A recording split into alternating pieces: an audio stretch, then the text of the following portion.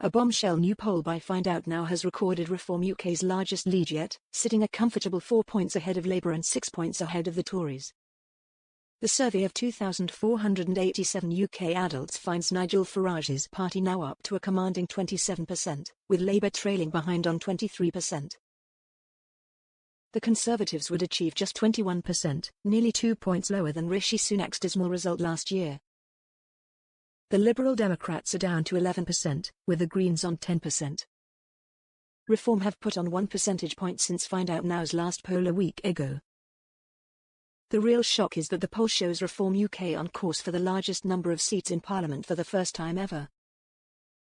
According to electoral calculus, if these figures transpired at the next election, Nigel Farage would be set to enter Downing Street with 212 Reform MPs. This would be higher than Labour's 196 MPs, with Keir Starmer's total crashing by a whopping 216 MPs compared to July last year. The Tories would lose 15, putting them on a paltry 106 MPs, with the Lib Dems staying the same at 72. If true, this would prove one of the most chaotic parliaments in British history. Neither a coalition of Reform and Tories, nor one between Labour and the Liberal Democrats, would be large enough to form a working majority in the Commons. Together Nigel Farage and Kemi Badenoch would be 13 MPs short of a majority in Parliament. The news comes as Nigel Farage received yet another boost following a major fundraiser for mega-rich donors in Mayfair this week. Reform sources suggested that the event, with tickets selling for between £10,000 and £25,000 a pop, raised more than £1 million in a single evening. If true, the money would prove a huge advance for the party, which has often trailed behind Labour and Tories for funding. The party is set to broadcast its latest party political ad on British channels this evening, in the hope of drumming in even more support. Speaking to the Daily Express in Washington, D.C., Nigel Farage said his party has to break the 30% support barrier in order to be confident of a major election breakthrough in 2029. He said he has proved his party to be credible, optimistic and have a plan that allows us to become a much more confident country, a much more comfortable country. We've got to stop this endless self-loathing. We are about opportunity for any individual. We've got to get back to a more meritocratic state, and they're the things we're going to stand for. Here is a summary of internet users' reactions. Excellent. And exactly as predicted before last year's general election, where Reform taught the Tories a lesson they won't ever forget. Complacency and incompetence lost them that election, leaving Labour, whose share never grew hardly at all, to win simply by default. And the prediction continues, with Reform having now caught up with and overtaken Labour, after an astonishing 6 months, so a year or two ahead of their expected gains. Labour need to read this as a wake-up call. Remove anything woke. Remove those who shouldn't be here. Restore the winter fuel allowances. Scale back the borrowing. Scale back the taxation. Leave the EHCR. Secure our borders. Step back from Europe. Finish Brexit. Because if they don't, and very quickly, they'll face a very angry electorate. At last the country has some common sense and is listening to Nigel Farage, a man with business sense and a positive concern for his country. After suffering years of abuse for speaking his mind and mostly speaking up for those of us that feel the same regarding us becoming second-class citizens in our own country. The lies from Labour getting into power are disgraceful, and I fear for small business. Shame on Starmer and Reeves, they have no business sense whatsoever. It's only a matter of time, so join Reform to rebuild a Britain to be proud of again. Well done, Reform UK. Just returned from a cruise through the Caribbean islands. What an eye-opener. These are not rich states, however. The people are so proud of their origins, their culture and their association with the UK, and encourage, reward and applaud hard work and achievement, just about everything that the UK does not. I can't stand Starmer and Labour, but these polls are only barometers, and currently not even mid-term barometers. Polls can be selective as well. The only polls that matter are those decided in polling stations. Running a country needs to be done in a way that is sensible, provides value for money, if fair and accountable, very much like running a business. For far too long it's been run by people who think changing a light bulb needs to be done by 12 people. We need a business head who has worked in the real world and knows it only takes one person to change a light bulb. There is a caveat. Back in 1981 a new party, the SDP, was formed. Within a few months there was even one opinion poll showing support at a staggering 51%.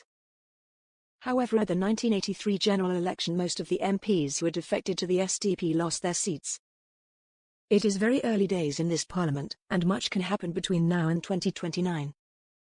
Reform has to be wary of peaking too early, and they will need to develop a formidable party organisation regardless of anything an opinion poll might indicate.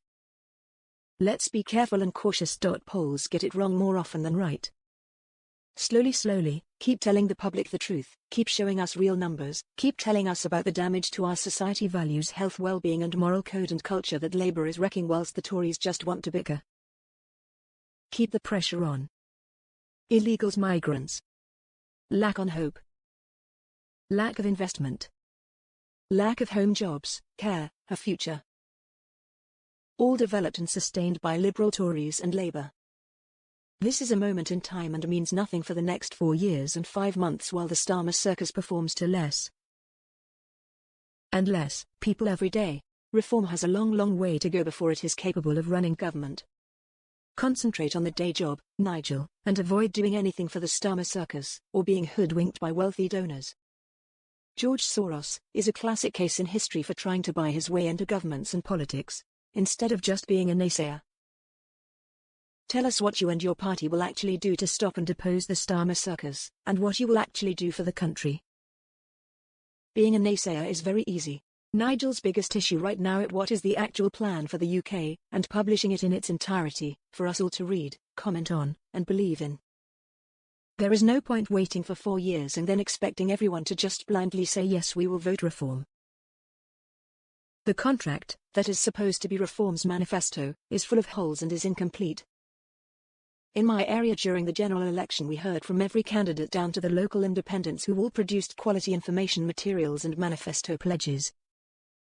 But nothing from Reform, who did actually contest our area, but their candidate allegedly chose to sit back and see what happens, was the quote from one of the candidate's very own aides. It would not happen. A winning party needs 326 votes to have a majority to be able to form a majority government.